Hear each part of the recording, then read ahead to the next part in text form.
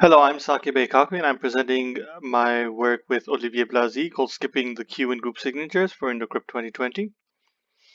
All right, so let's get started. Let's talk about group signatures. So group signatures are a conceptually simple primitive. It's quite easy to explain them on a high level. However, technically they're quite tricky, and this is for various number of reasons because of the security requirements that we have, because of the way that they function, because of a lot of interesting things that crop up. But I won't talk about too many of those things. I don't have enough time here, but we'll talk about one of the things here. I mean, we do know how to build group signatures. There are several schemes to build group signatures, but there is one glaring issue with the majority of these signatures, and that is that almost all these constructions rely on Q-type assumptions. Now, in terms of cryptography and provable security, we really want to avoid Q-type assumptions. These are kind of the enemy as far as we're concerned, and where possible, we'd like to avoid them. And so we do. We take a fairly generic approach to remove the reliance on these. And I'm going to talk to you a little bit more about that right now. But first, let's talk about group signatures in detail. So, conceptually, very simple. They allow any member of a group to anonymously sign on behalf of a group. So these signatures are verified under a global group public key GPK, and of course, any member can produce a signature, and this will be anonymous, and all you know is that a member of the group produced a signature. However, these signatures can be de-anonymized by an authority in the case of misuse. So if any member of the group produces a signature that they weren't supposed to, or produces a signature that leads to some problem, then that can be de-anonymized, and that can be traced. So to this end, we actually have two group authorities, the issuer and the opener. So the issuer uses their secret key SKISS to enroll new users, and we can add arbitrarily many users but not remove them, and that's just the way that our model works, and this is one of the most common models for group signatures. And then the opener can open a signature using their secret key SKOpen. And this is exactly the de-anonymizing factor I was talking about a minute ago. So what the opener actually does is they extract the identity of the party from the signature. So this identity is revealed. What I'm not going to talk about, but I'll just mention on the side, is that normally that this comes with some sort of proof that this was indeed done correctly, and that this can be publicly verified that indeed this person did produce the signature. But okay, so for the remaining work, we're going to focus on the issuing of keys, because this is sort of the point that we've noticed where the Q assumptions pop up a lot, and we looked at why that is and how we can fix that. So, adding new users to the group. How do we actually do this? Well, we consider a scheme in the Belarus-Zhang or the BSZ security model, which is the most common used group signature security model, right? And this is also sometimes called the growing membership group signatures model. The reason for that is, as I said before, is that you can add members arbitrarily, but there is no mechanism to remove them. So even if a signature is open and a user is found to have done something incorrect, you can't remove them. But that's one unfortunate drawback of the security model. In this model, how it differentiates from some other models is that issuing a key is actually an interactive protocol, and in fact, these issuings can be run in parallel, so multiple people can sign up to join the group at the same time. And this requirement is sort of what introduces a lot of the problems. And so the common solution is to use what's called a certified signing key, which is a signing key for a certified signature.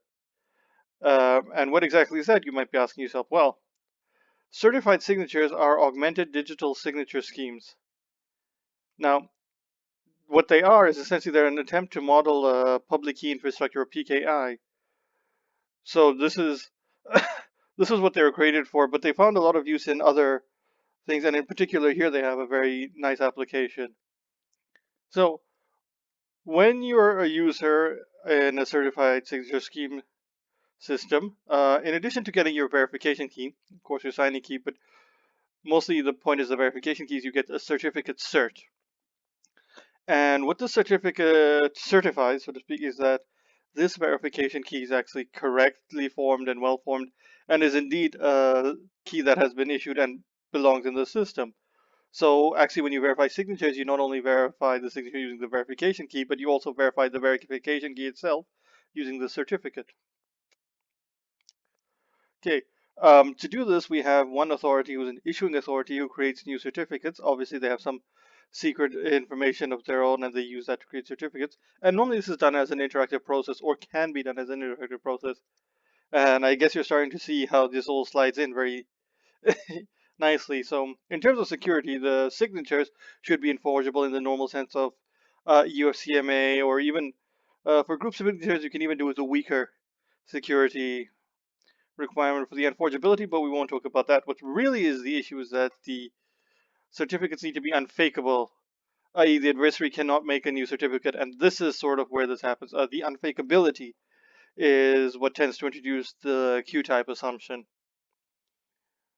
So basically what we're saying is that its adversary cannot make a new certificate, and to be more precise, I'm going to present the certificate unfakeability security game now. So this takes place between the certified signature challenger, which we've denoted here as cert_sig, and the forger or faker, which we've denoted as F. So what cert_sig first does is it runs some generation algorithm and it generates some public parameters and its own secret key. It sends the public parameters to F. And after this, F can ask for new certificates to be issued. So the cert_sig actually runs its keygen algorithm using its secret key, generates a verification key and certificate. We're going to ignore assigning keys and all that for simplicity. And it sends the verification key and the certificate to F. And of course, F can make Q many of these queries, as many as F would like to have. Every time a new query is made, the verification key that is generated is added to the set of queried keys. And after all the queries have been made, F produces a tuple vk star, cert star, m star, sigma star, where cert should be a certificate on vk, and m star sigma star should be a signature under vk, message signature parent under vk. So in other words, F wins if vk star is not in queue and verify pp vk cert star m star sigma star returns true. Now the real trick here is these cert stars. This is where a lot of the cert eyes. This is where the problem comes. And to put it simply, most of the schemes that are there, the certified signature schemes, what they do is they use a Q-type assumption here. And basically what they do is they have an assumption which already provides them with a large number of certificates so that they can simulate all the certificates they need to. And when they're giving a new certificate, that becomes their Q+1 certificate, and that's a solution to their assumption, and that's how they win. So of course, then you get this reliance on this Q here, and that's where the Q-type assumption comes. And so basically what we do is we find a suitable certified signature, and we actually make it into one without a Q-type assumption. And to do this, we use our clever little trick. And the base idea is that we know that certificates are essentially a signature on the keys, right? Not more, not less. And we use a well-known trick from the literature, and this trick appears in various contexts and has a lot of applications, so it's a really neat trick. But we'll just recall very briefly what the trick is, and for more details, we'd have to refer to the literature. I don't have time to cover all of that. But essentially, a commitment of a signature and a proof of the validity of this of the signature contained within the commitment is actually equivalent to a signature. And like I said, we noticed that these certificates are just signatures on the keys, which of course is not unexpected given how real certificates are issued in the real world with PKIs, where they simply issue a signature on your public key and some other information, right? So now that we see that that's just a signature and we have this trick, well, that's all we do. We just replace the certificate with a commitment and an ISIC proof of validity. Although this sounds quite trivial, it did take a bit of working out to figure out which scheme to use, which specific scheme to use, and how to actually do it in a slightly more intelligent way than just the very brute force methodology. So we did have to do a little bit of fiddling around here. But once we have this, we can now use tricks that are commonly associated with NISICs and commitments. In particular, when we're doing our proofs, we switch from commitments of certificates to random commitments, so commitments of random values. And of course, because these are no longer valid, these are no longer valid certificates, we need to adapt our NISIC proofs, and we use the trapdoor in the CRS to simulate the NISIC proofs. Now, having done that, we actually avoided having to compute any of the certificates, where we simply send these random commitments and the simulated proofs, and they work exactly as we desire. And then we're okay. And then once we have that, we don't need to actually simulate any certificates. We can then now correctly embed our challenge without needing a Q assumption. So we can just have a standard assumption. We embed it as our challenge correctly, and then we're done without having a Q assumption. And a very brief comparison. So I won't go into too much detail in this table, but this is an extract of our table from the paper, and you can actually look at that for more details on exactly this. And here I've ordered them by number of elements in the signature. Here you can see the Blazy and Poincheval is the shortest, with the longest being that of Libert, Peter, and Jung. And that's between 37 and 47 elements. So there's 10 elements difference between the largest and the smallest. And as you can see, ours are the second largest scheme. And the difference between, so the last two schemes both do not rely on Q-type assumptions. However, the difference is that the Libert, Peter, and Jung scheme requires structure preserving signatures. So their methodology is not generic, whereas ours is quite generic. So there is some scope for us to get smaller signature sizes if we come up with new clever primitives that are compactor or work better together, such that we can save some elements somewhere.